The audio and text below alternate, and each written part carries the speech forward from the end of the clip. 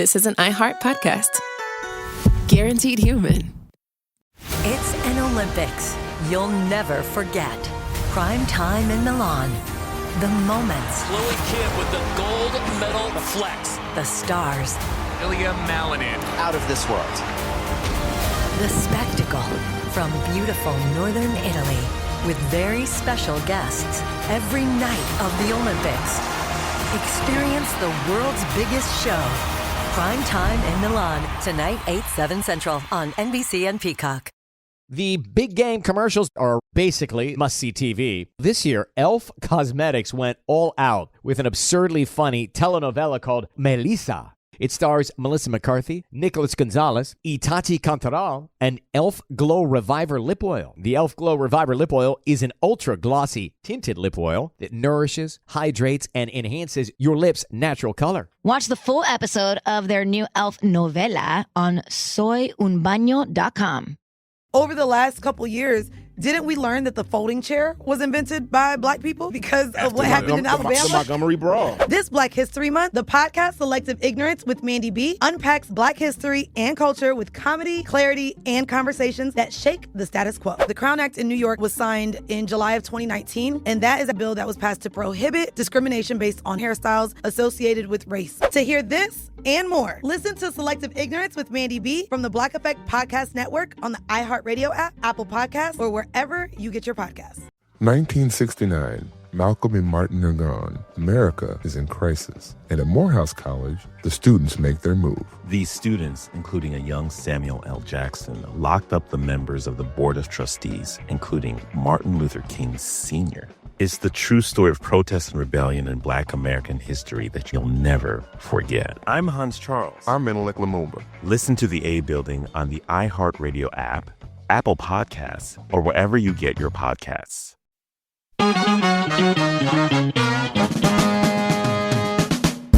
Welcome to The Middle. I'm Jeremy Hobson, live this evening from Illinois Public Media in Urbana, Illinois, my hometown, and at the station where I got my career started when I was a kid.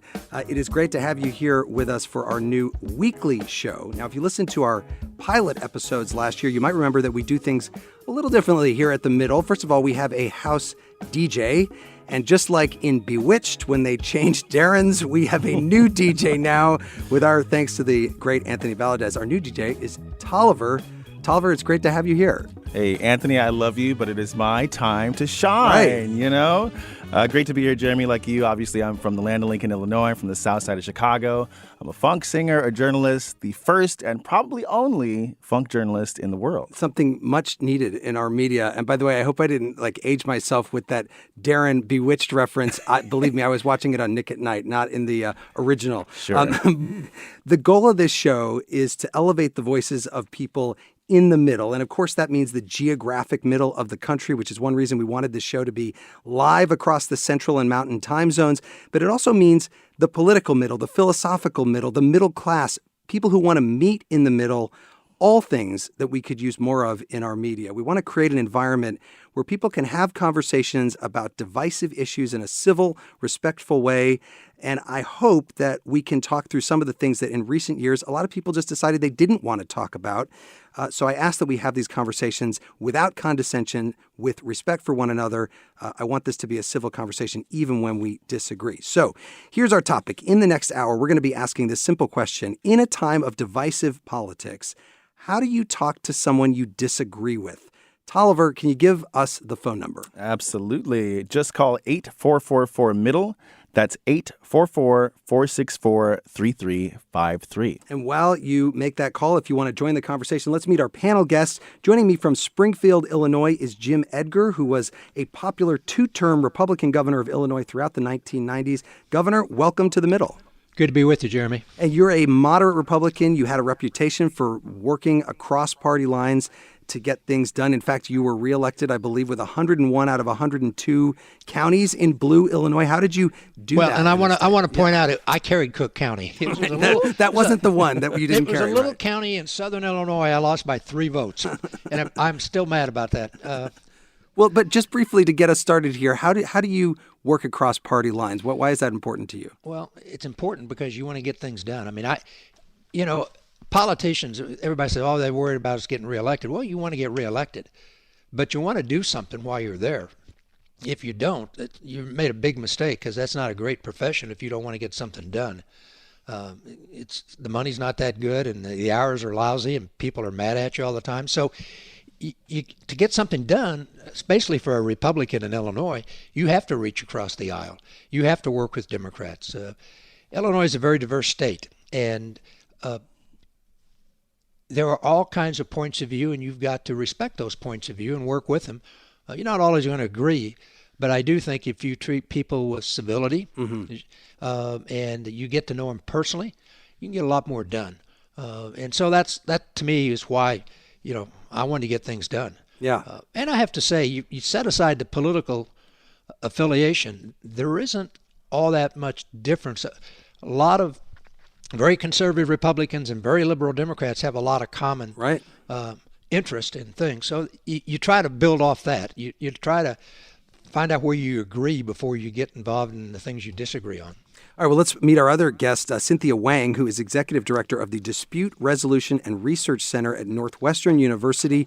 She's also President of the International Association for Conflict Management. Dr. Wang, welcome to you. Hi, Jeremy. Nice to be here. It's great to have you. And you've done a lot of research on conflict resolution, both here in the United States and in Taiwan. If you had to name one key ingredient in successful communication when people disagree, what would it be? Oh, yeah. I think it's just taking a step back, not viewing it as a battle, but instead, hey, let's look at this. What do we want to get done in this particular situation? And in those types of situations, disagreement can be really, really useful. You make better decisions if you can actually talk through things and think through things. What do you mean by that? I mean, if you think about it, right, if you're just talking about one perspective and you only have one perspective and you don't go beyond that, you're not going to get the full picture. You're only going to get half the picture or a quarter of the picture. But if we can start actually vocalizing things and actually listening to different perspectives and integrating them into our decision making, then things are better. It's something I teach my students all the time at Northwestern. Our number, by the way, is 844-4MIDDLE. That is 844-464-3353. We're going to go to the phones in just a minute. But Governor Edgar, I want to go back to you because for about 10 years, you've been gathering politicians from across the political spectrum, rising stars, but early in their professions, and you teach them how to work together. Well, our program is basically, we do a lot of things, but really the bottom line is I want them to get to know each other and to have an understanding. One of the things I do, when I first did it, everybody just looked at me. I make them change seats every day. They got to sit by different people. Then I start out with a question, what's your favorite book? Look at the guy next to you and tell him what's your favorite book. It's just to get to know each other. Now, I don't think we changed any political views, but I do think that they spent a week in the I Hotel in Champaign, and we don't let them out. I mean, they keep the bar open late at night so they can go out and socialize. But it results in they know each other. They feel like they have a bond, and we know that many of them, when they get back to Springfield, they are more apt to work across party lines, and some of them even go to each other's districts if they're legislators. Like we had in the first year, a senator he was a rep then from Bloomington. He went up to the south side of Chicago, and the rep came down to Bloomington. And those kind of experiences, I think, go a long way in making people realize, hey, there's different points of view. One's not right and one's not wrong. They're just different points of view, and you got to find common ground. The thing Cynthia was saying, I think, is extremely important in public policy. If you have input from all the players, not just one party that has the most votes, you're going to have a much better resolution to that issue, and it's going to be much more accepted by the state, I found. So it's extremely important if you're going to be successful, I think, in getting things done, that you make sure it's not just your point of view that's included in the final solution. Cynthia, you're nodding. Yes. Yeah, I agree. I just think going to Governor Edgar's points about differences, ideologically, we actually aren't as different as we think we are. So we have this assumption, particularly these days, right? There's so much distrust, unfortunately, that, we're on one side, the other political party, they're basically aliens, or they're from another planet, right? And you just can't relate whatsoever. Do you think that that's new? Because a lot of people, as we've even talked about the concept of this show, The Middle, they're like, well, it didn't used to be like this. Back when Jim Edgar was the governor of Illinois in the 90s, people could talk to people they disagreed with, and now they can't because they've decided that everything is personal and they're just not willing to make exception if somebody says something that they disagree with politically. Cynthia. Yeah. I mean, I grew up in Champaign-Urbana too in the 1990s and 80s when Governor Edgar was governor. And making me feel pretty old. So sorry about that. But, it was a different time, I feel like. And these days with social media, with the spread of misinformation, and unfortunately with the uncertainty we've been facing in the world, I mean, COVID-19, the economy. How does that? What does that have to do with this? When we're in an uncertain world, we tend to kind of grasp onto things that will bring us control, and unfortunately, that tends to be more extreme views. I do some research on conspiratorial thinking, and unfortunately, when we are under times of uncertainty, we're going to grasp onto these uncertain views. We're going to not necessarily want to meet in the middle because we're really trying to protect ourselves and our worldviews. Do you agree with that, Governor? I do. I think that, COVID was, I just thank heaven I wasn't governor when COVID hit. I mean, right.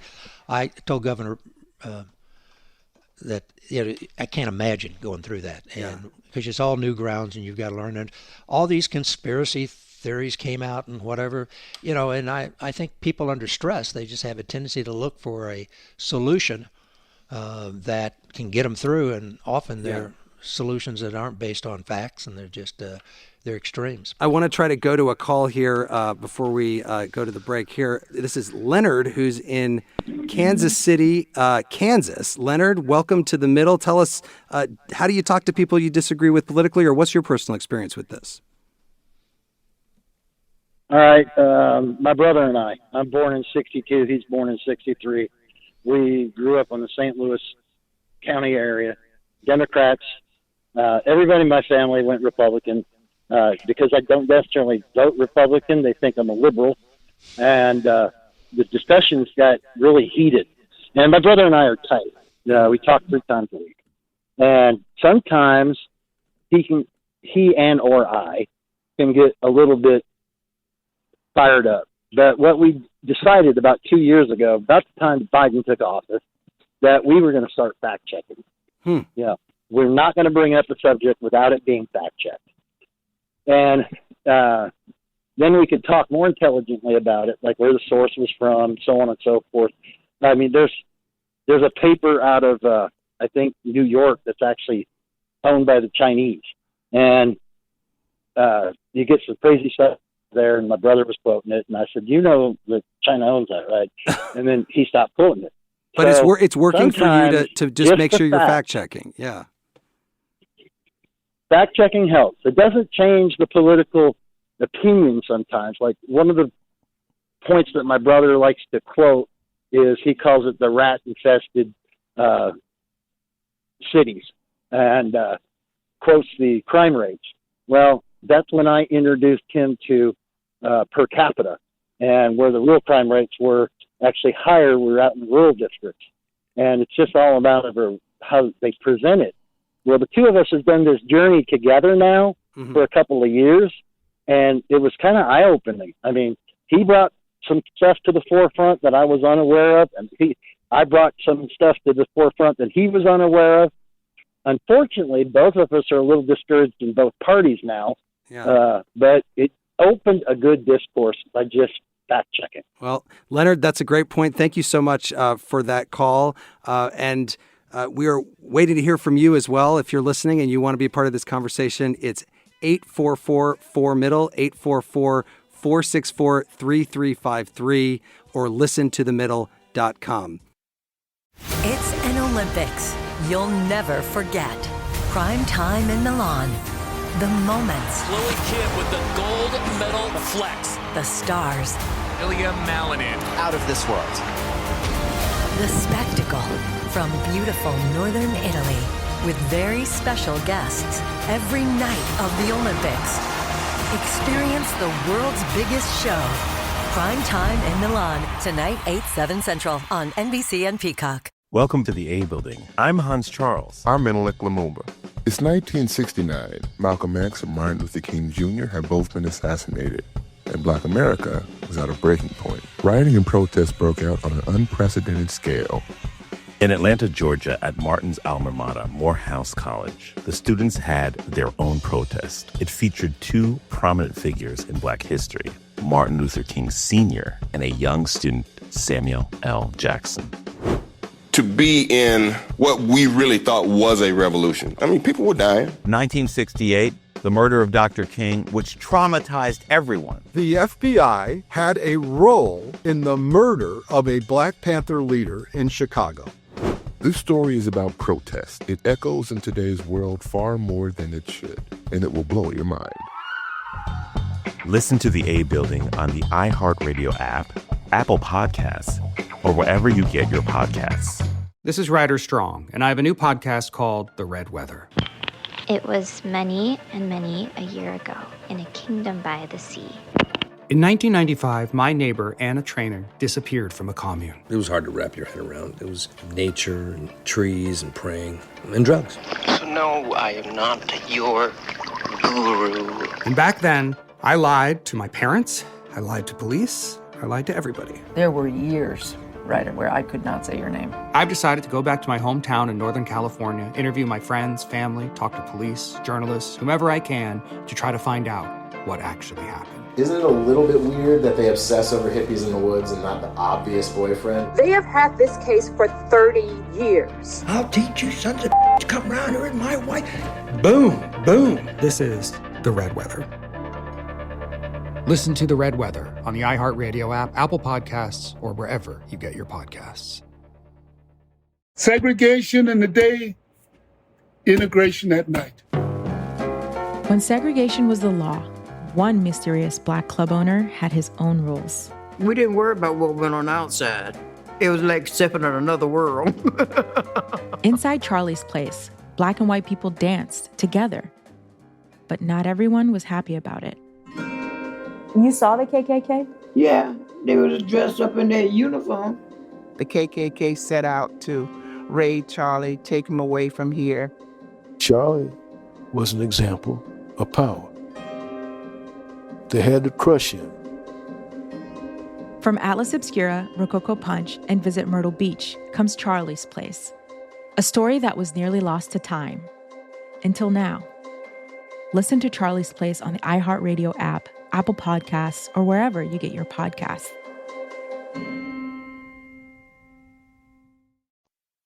This is The Middle. I'm Jeremy Hobson. If you're just tuning in, The Middle is a new national call-in show. We're focused on elevating voices from the middle, geographically, politically, and philosophically, or maybe you just want to meet in the middle. My guest this hour, former Illinois Governor Jim Edgar and Cynthia Wang, a conflict resolution expert from Northwestern University. And we're asking you, how do you talk to people you disagree with? Tolliver, what is our number again? It's 844-MIDDLE. That's 844-464-3353, getting that tattooed on my arm.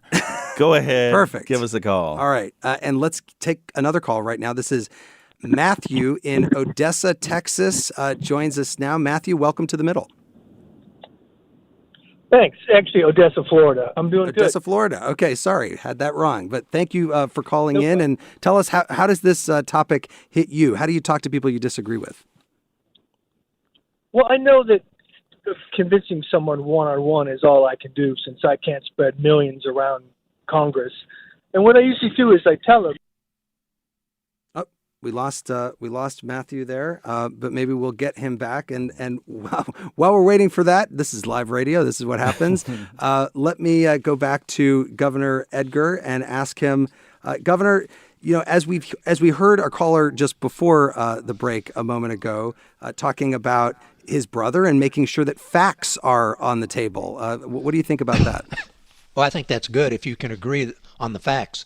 You know, part of the thing is, where did you get those facts? That could be a dilemma.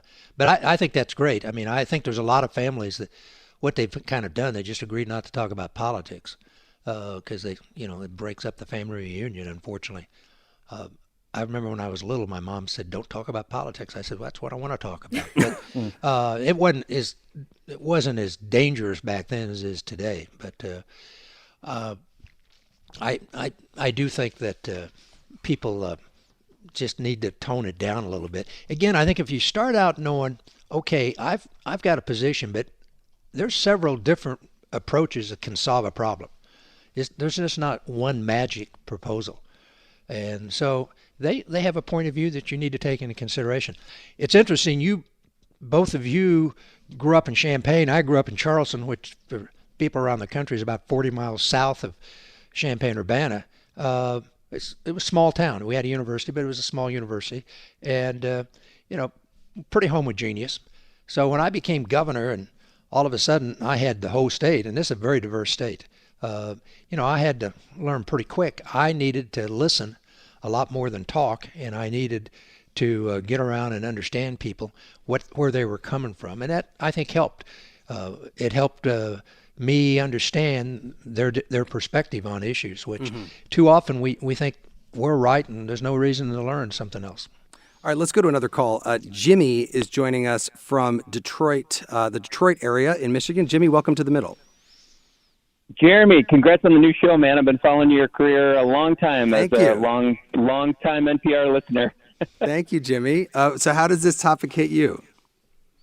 I was telling the screener, it's really hard to have healthy debate, discourse with people when our foundations of truth are different, right? Or we can't even agree on what's true, right? So it's like if my source is being called into question and the counterpart that I'm talking to's source is being called into question, it's like, how do we have any kind of worthwhile discussion when we don't even believe in what's true regarding what the other person is saying? So, I wanted to say that, and then I really loved what the last caller said.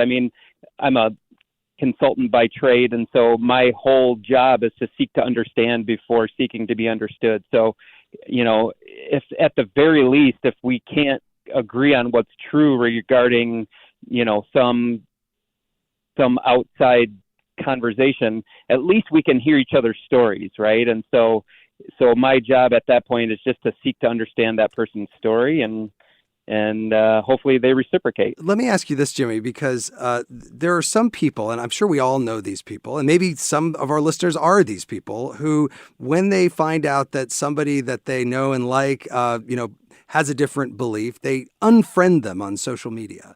Have you ever done that? Well, it's funny you brought up social media, right? So I'm not a huge fan of social media because the whole point of social media is to seek to be understood. And I think that's not a great way to start a conversation, right? I think the whole point is to come with curiosity, and that requires some vulnerability, right? I'll tell you right now, I drink all the Brene Brown Kool-Aid you can imagine. And so I really try to say, okay, I'm not going to come into this very certain of anything other than I hope to connect with this person. And that's really hard to do over social media when people are just espousing and spouting off about things that are really there to seek to be understood. Yeah. And it's just it's not healthy, in my opinion. Well, Jimmy, I really appreciate your call, and thanks for the kind words. Let me go to Cynthia Wang on that, because the issue of social media is a very interesting one. Has social media made this whole issue worse, where people cannot talk to people they disagree with because social media is just amplifying the problem? Yeah, unfortunately with social media, there's just a number of things going on. One is that you don't know what's real and what's not real.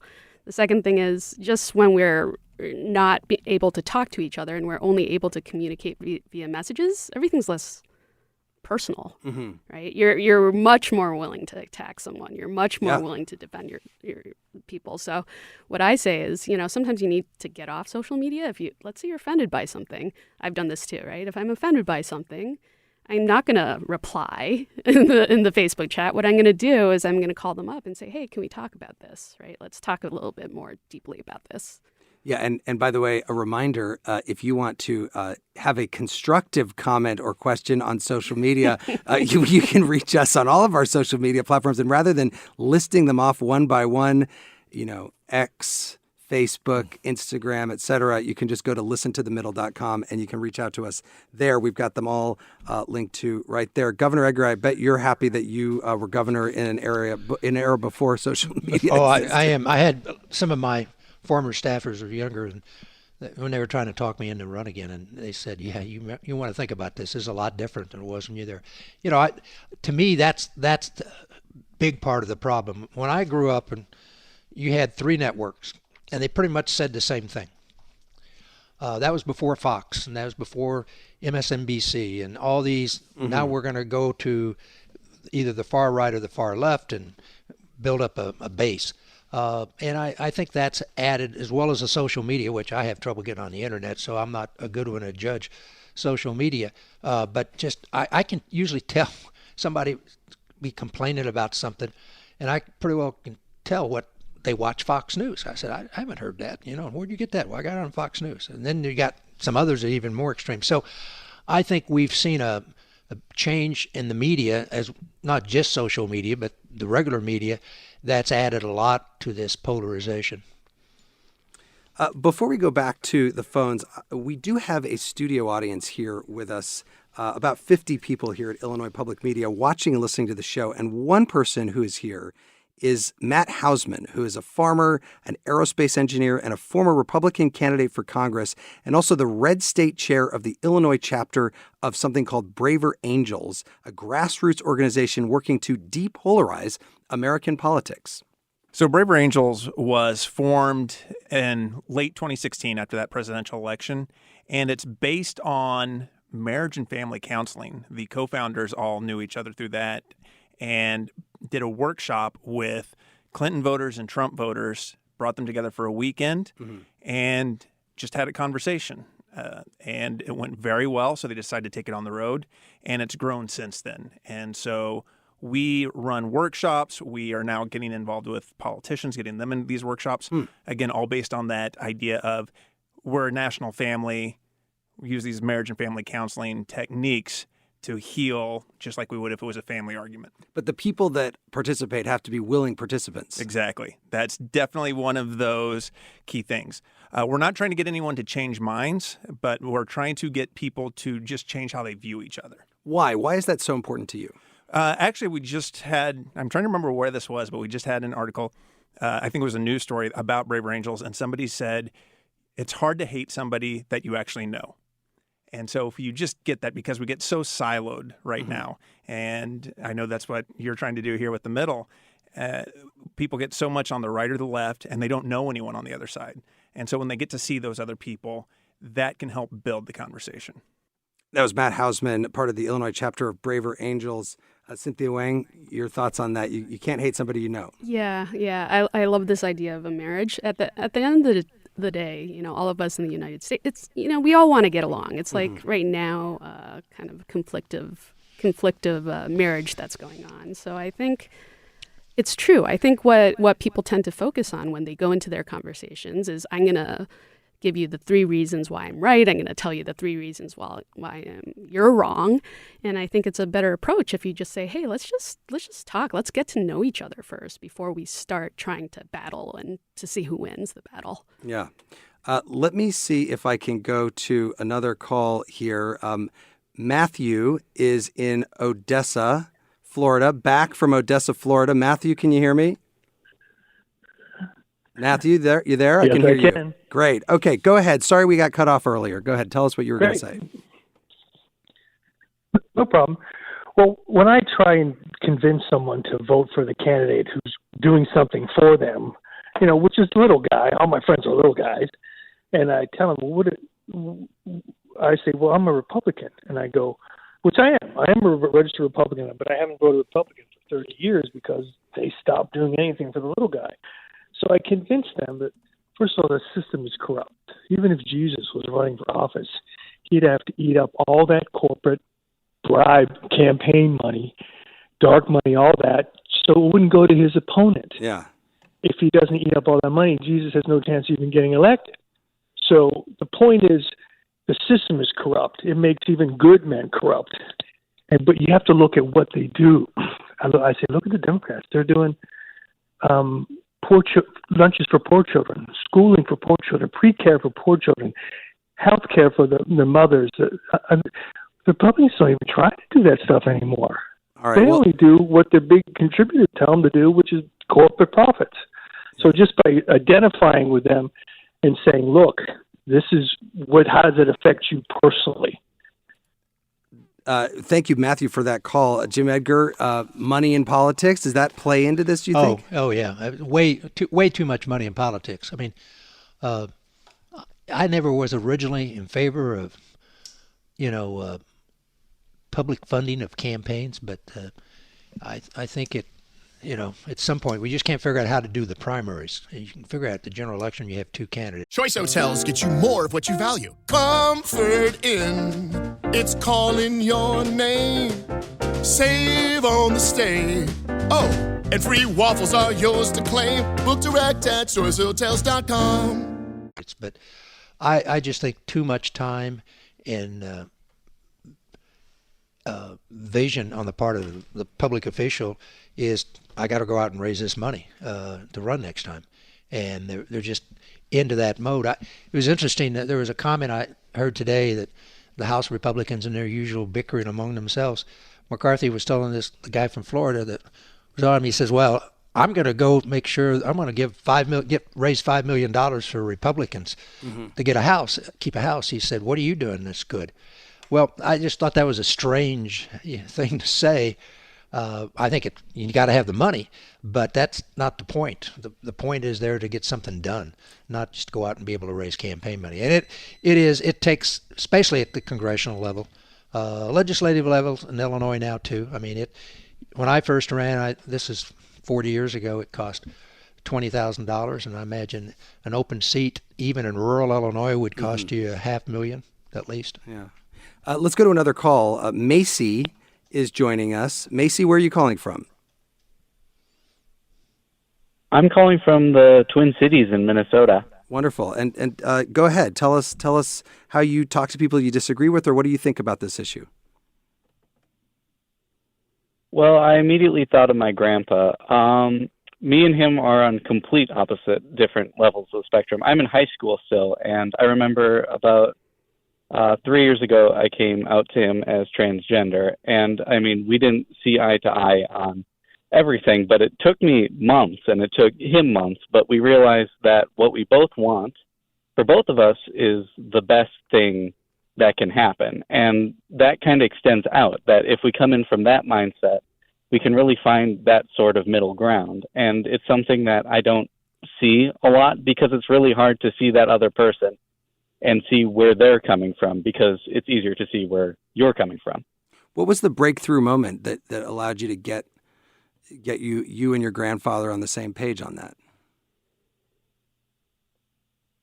I think it just happened organically. I think we were at a farmer's market selling hot sauce that we make together. And I mean, we made that through the difficult things. Sometimes we didn't talk to each other or whatnot, but it happened.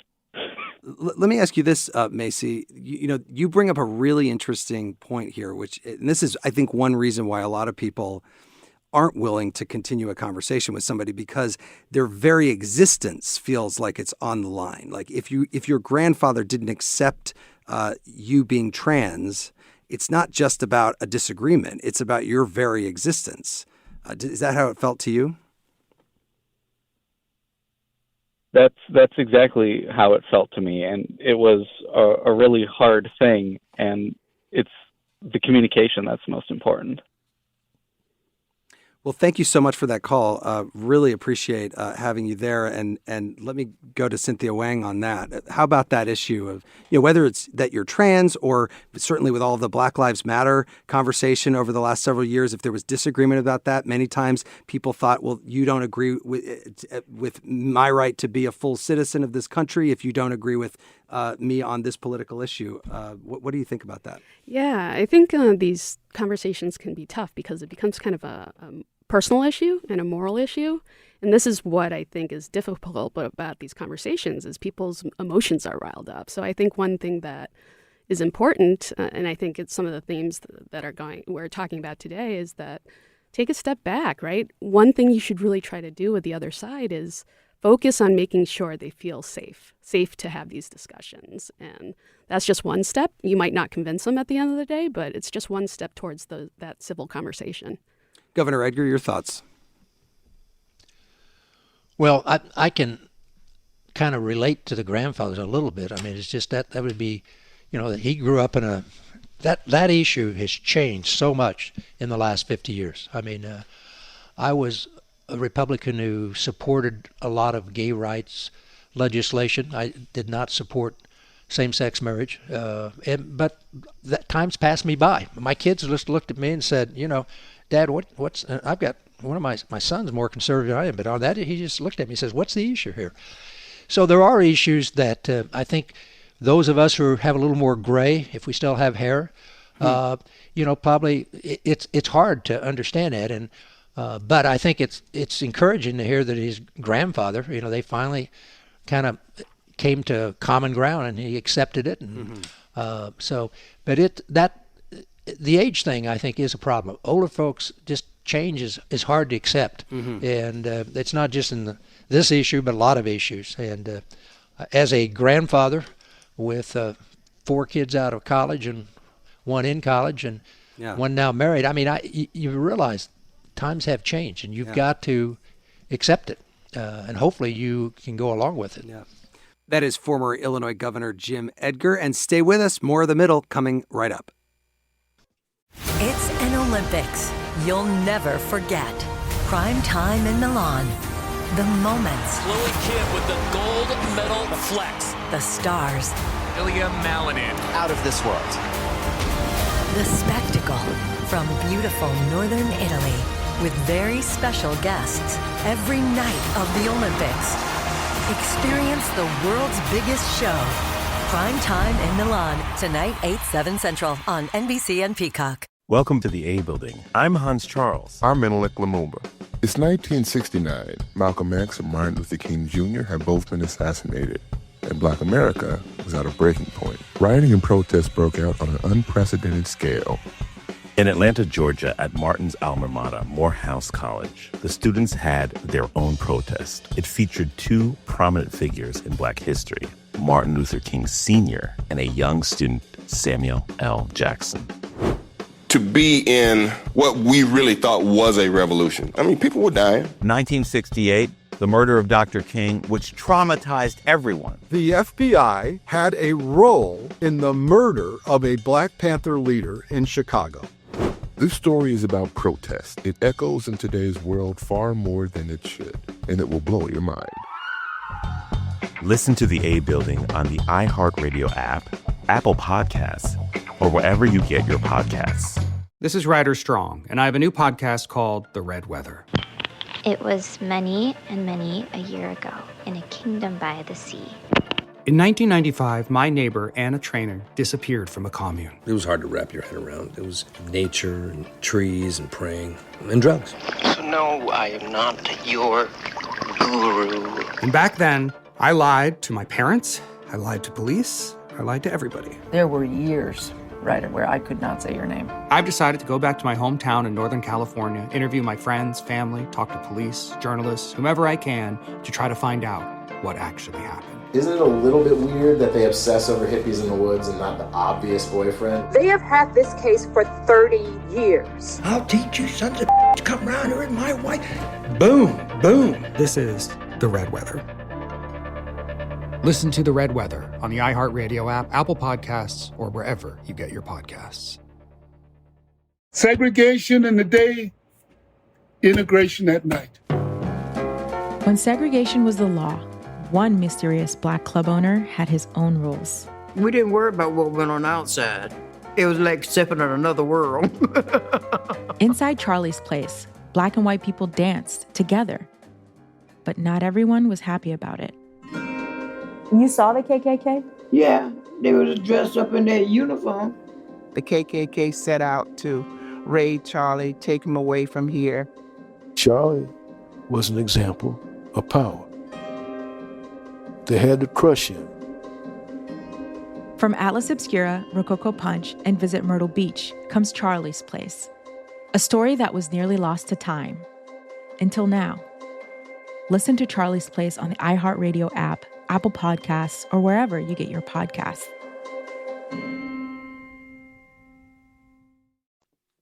This is The Middle. I'm Jeremy Hobson. We're live from Illinois Public Media in my hometown of Urbana, Illinois this hour. And my guests are former Illinois Governor Jim Edgar and Cynthia Wang, a dispute resolution expert at Northwestern University. And we are asking you, in a divided country, how do you talk to people you disagree with? Our number is 844-4MIDDLE. That's 844-464-3353. Or you can reach out to us at listentothemiddle.com. Let's go to another call. Isaac is joining us from Cuba, Missouri. Hi, Isaac. Welcome to The Middle. Hi, how are y'all? Doing great. And tell us, tell us what you think about this. So, when I was much younger, my mom used to tell me, in order for there to be a boxing match, there need to be two people in the ring.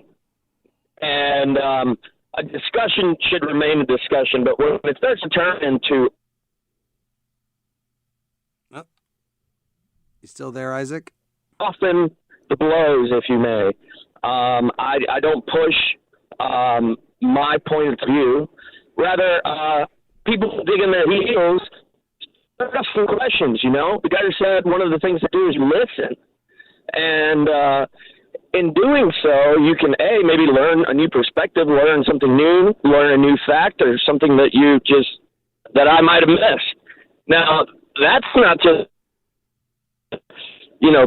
the political realm right now is about as polarized as it could possibly be, and it's kind of the theme of the show. But, man, I talk to my wife all the time, and I'm like, hey, we probably shouldn't be raising our kids doing this, and this. No, I'm going to help him out. I'm like, well, he can go get his own shoes. Now we have conflict. Now we have an argument. At that point, I'm like, I settled back, and I was like, okay, well, what benefit is it giving him to not go get his own shoes? You know what I mean? The same thing with my job. I'm a geologist, and oftentimes I'll be underground, and I'll be standing next to a fellow geologist, and we're looking at a face grade, and we're trying to estimate the amount of mineral that we're seeing on that face. And I'm saying, well, dude, I don't know, man. It's kind of questionable. I think it's like maybe 2%. 2% is our cutoff for advancing ore. And he's like, no, that's 6.5%. I'm like, man, are you crazy? Like, now it starts to create conflict. Right. Well, I start asking questions. I don't want to go too far down the geology rabbit hole with you, Isaac, but thank you for that call. The question I guess that I would get from that, Governor Edgar, is how much do you want to argue with somebody versus just kind of trying to de-escalate the situation? Well, my wife would tell you that I argue more than I should, and on all things, not just politics. But again, I go back to the listening is extremely important. And if people think you're going to listen to them, then they might go along with some of the things you want, because at least they got a chance to give their point of view. That's very important. One of the things, my experience with staff and everybody, you have to all make them feel like they have their input. In the end, you may not follow it, but they've got to feel like they had a chance. And if they feel like they had a chance, then they're going to be much more apt to accept what the final policy is. So, again, I just think that we need to listen a lot more and lower the voices. And I probably ought to do that more myself.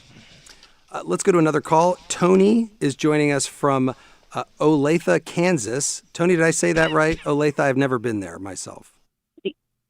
It is Olathe, okay. Kansas. Good. Okay, good. Well, welcome to The Middle. Tell us what you're thinking. Well, thank you for taking my call. I am a teacher, and I teach American history, and I teach Black American history and women's studies.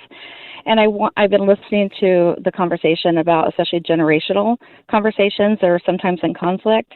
And I guess I want to give some insight that The way that I was taught history and the way people older than me, I'm in my 50s, were taught history is very different than how this generation is taught history, because we bring in so much more perspective of different minorities and women in history. And so kids today absolutely understand that the view of America is very different based on where you live and your ethnicity and all of that. And so they're learning a different history. So sometimes I'm educating parents as well as educating kids. And I think they just learn a lot more from like in Black history about sometimes things weren't the same, based on where you live and your experiences.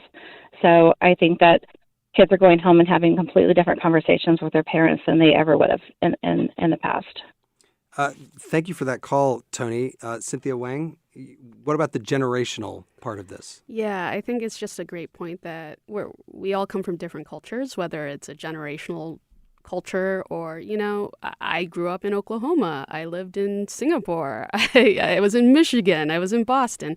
Every place had different types of people that had different worldviews because of how they were brought up. So I think one thing that's important is that people realize that we keep hearing about taking the perspective of the other side, asking why.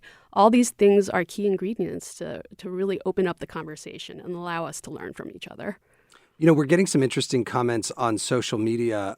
Lita in Idaho writes, I think it's easy to encourage people to be civil and agree to disagree, but we need to be clear that sometimes people's beliefs result in real harm and oppression to other people. So for me, I don't agree to disagree about bigotry. We got to that a bit earlier. And John writes via email, I've realized that the key to being able to discuss difficult topics with someone who disagrees with me is to separate myself from what I believe. Until I do that, any disagreement becomes personal.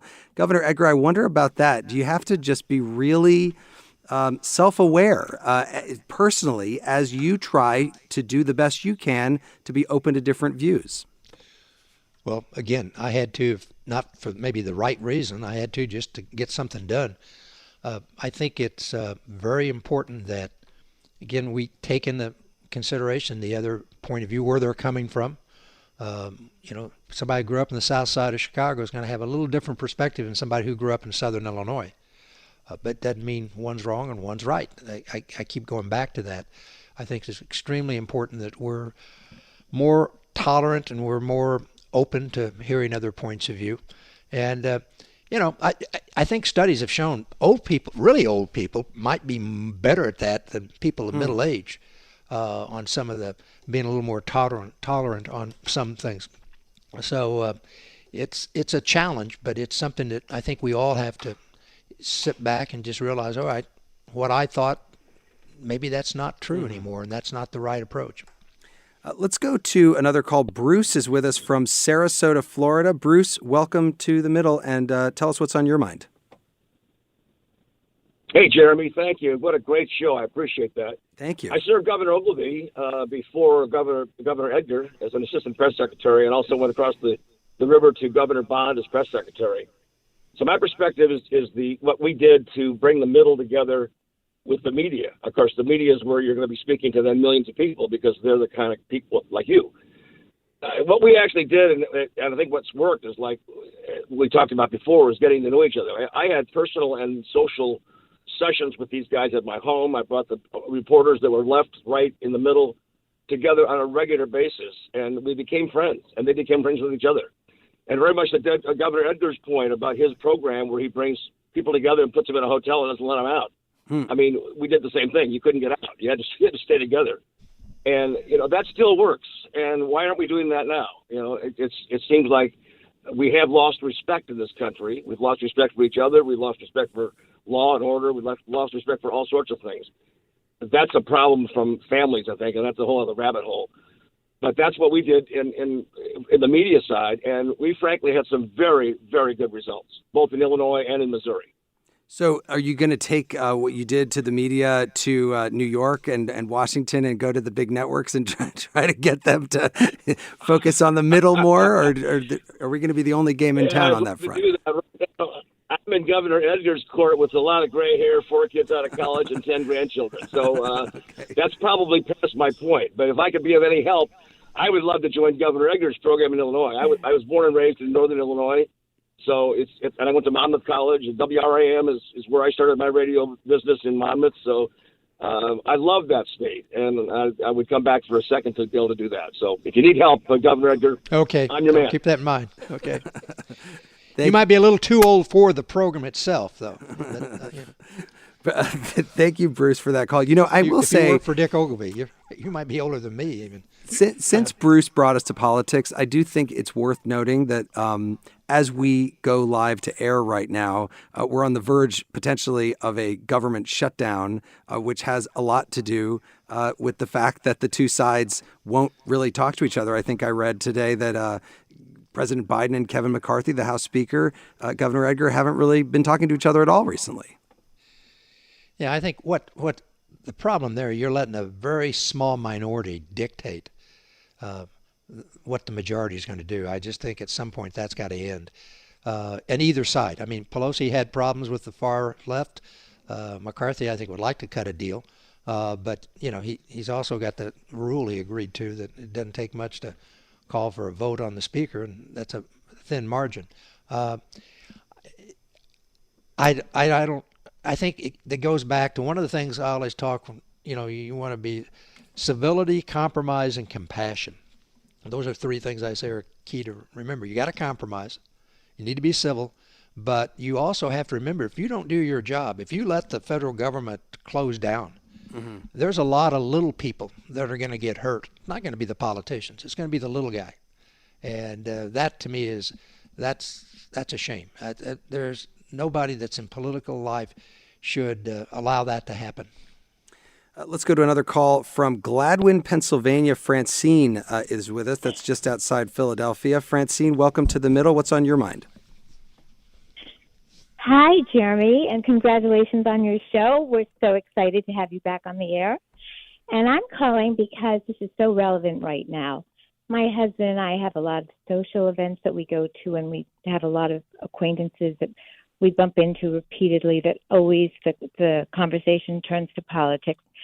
And if we try to discuss anything, they seem to just dig their heels in deeper and deeper, and it becomes really unpleasant. And so we have now started to just avoid people altogether. And I thought perhaps somebody on the panel could help with that.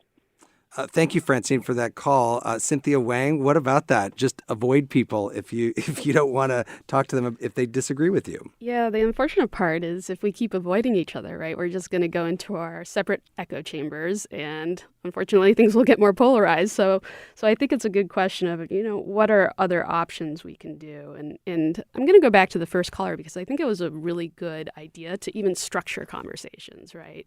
What I mean by that is, hey, you don't, of course, if we just randomly start having a conversation, both sides will be unprepared. They're going to get defensive.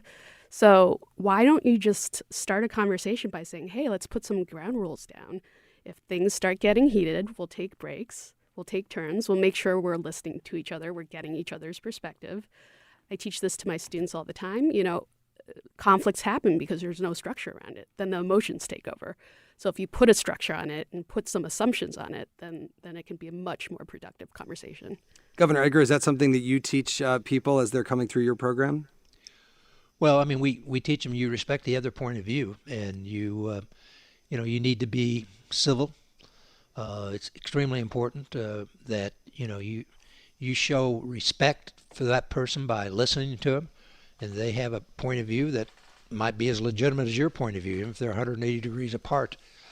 So it's very important that if you're going to be able to succeed, I think in not just politics, but in life in general, you've got to be open to other people's point of view and find that common ground that we just don't have enough of in this country. I want to get to another call because this show is about the calls. It's about you. It's about you if you're in the middle, geographically, politically, philosophically, being part of the conversation. And we've gotten to a lot of great calls today, but let's get to another one. This is Tom, who's in Minocqua, Wisconsin. Tom, welcome to The Middle. Tell us what's on your mind. Hey there, Jeremy. Thanks for taking my call. Awesome show so far. I just kind of wanted to say is that, I wrote in a paper about this a few years ago. I think it was in 2014. And it's kind of stayed the same where one of the hardest things nowadays is that there really is no more civil discourse. It's really hard to have a conversation with somebody when it's almost not even possible. And I mean, a lot of the points, it's lots of propaganda, lots of false information, and it's like trying to drag somebody through the mud to even just look at these statistics. It's just very difficult. And I mean, I think what y'all have been saying earlier about how it's basically there's grains of truth in something that you don't like. You need to work on both sides and come together to find a middle ground. I mean, there's something called Hegel's dialectic, where we'll go to two different extremes before we can start to even agree on something. So I just wish there was more civil discourse and good civil discourse. So that's about all I have to say. Tom, thank you so much for that call. Cynthia Wang, I'll just go to you on that one. More civil discourse. I mean, that's what this is all about. Yeah, it is hard because I think people are focused on the today. But even as the person talked about talking with his grandfather, everybody, we actually have some similar interests. We all want the U.S. to be better. We want America to thrive. Mm-hmm. And if there's a way to kind of focus on that ultimate goal, even start by saying, hey, this is our ultimate goal. We have this similarity. It can hopefully reshift the conversation into another direction. I want to just check in on social media as we close out this hour. Kate from Denver writes to us at listentothemiddle.com. I have 42 first cousins. Tolliver, I don't know if that sounds like a lot to me, but we're going to trust Kate on this one. I have 42 first cousins who span the political spectrum. One cousin and I have regular conversations on politics. We talk calmly, often over text. When we get emotional, we take breaks, kind of like what we were just hearing. Sandy writes, how do you talk politics with people you disagree with? Be fearlessly curious. Thank you, Sandy, for that comment. And thanks to everybody for calling in to our number on our very first show of The Middle, and also for writing to us at listentothemiddle.com. We do have time for a game. Mm-hmm. Now, since we have a new Darren, as I said, new bewitched Darren, Tolliver, we have a new game. It's similar, but different. Tolliver, what is the game? Absolutely. First off, never thought I'd be doing trivia with Governor Jim Edgar. Amazing life goal accomplished. The game is very simple, y'all. I'm going to play a drum beat from a famous song by a famous act. You name the act, you name the song, you win the governorship. Can't wait to win. Well, some of the music you've been playing, I don't think I was. I mean, let's see if you can get this. Lost my hearing by the time those songs came out. I think you're gonna have a good chance at this one. Let's hear it. Whose drum line is it anyway? Here you go.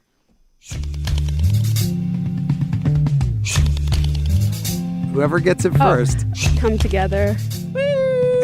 We got to work on our winning sound. Governor Edgar did it too. I was trying to give some time. Okay. Ding, ding, ding, ding. All right. You got it. You're the governor. I'm the governor. Now. Yes. You hear that? Good NPR. Luck. Well, I want to thank my guest, Governor Jim Edgar, the former Republican governor of Illinois. Governor Edgar, it's been great having you on the show. Thank you so much for joining us. Good to be with you. And Cynthia Wang, who heads the Dispute Resolution Research Center at Northwestern University's Kellogg School of Management. Cynthia Wang, thanks to you for joining us. Thank you so much. And a big thank you to our DJ Tolliver. We want to invite you to join us next week, same time, same place. Tolliver, what is the topic for our show next week? How are higher interest rates and inflation affecting you? And the reason we're giving you that now is because not everyone is listening to this show live, but we want to hear from you either way. You can reach out to us at 844-4MIDDLE and leave us a voicemail or call in live next week, or you can go to listentothemiddle.com to drop us a line. While you're there, by the way, sign up for our weekly newsletter as well. That's at listentothemiddle.com. The Middle is brought to you by Long Nook Media and produced by Joanne Jennings, John Barth, Harrison Patino, and Danny Alexander. Our digital producer is Charlie Little. Our technical director is Jason Croft here at Illinois Public Media. And help here came from Lily Duncanson, Liz Westfield, Reginald Hardwick, and Moss Bresnahan. Our theme music was composed by Andrew Haig. Thanks also to Nashville Public Radio, iHeartMedia, and the more than 370 public radio stations that are making it possible for people across the country to listen to The Middle. I'm Jeremy Hobson. Thanks for joining us. Talk to you next week.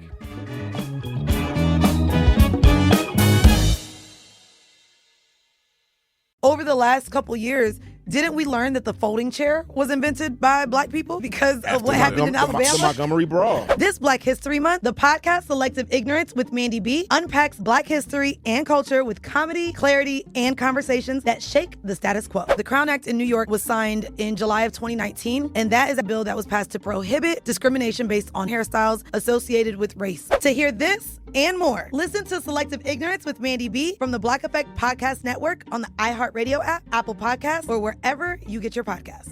1969. Malcolm and Martin are gone. America is in crisis. And at Morehouse College, the students make their move. These students, including a young Samuel L. Jackson, locked up the members of the Board of Trustees, including Martin Luther King Sr. It's the true story of protest and rebellion in Black American history that you'll never forget. I'm Hans Charles. I'm Menelik Lumumba. Listen to The A Building on the iHeartRadio app, Apple Podcasts, or wherever you get your podcasts. Saturday, May 2nd, country's biggest stars will be in Austin, Texas at our 2026 iHeart Country Festival presented by Capital One. Tickets are on sale now. Get yours before they sell out at Ticketmaster.com. That's Ticketmaster.com. When segregation was a law, one mysterious Black club owner, Charlie Fitzgerald, had his own rules. Segregation in the day, integration at night. It was like stepping in another world. Was he a businessman, a criminal, a hero? Charlie was an example of power. They had to crush him. Charlie's Place, from Atlas Obscura and Visit Myrtle Beach. Listen to Charlie's Place on the iHeartRadio app, Apple Podcasts, or wherever you get your podcasts. This is an iHeart podcast. Guaranteed Human.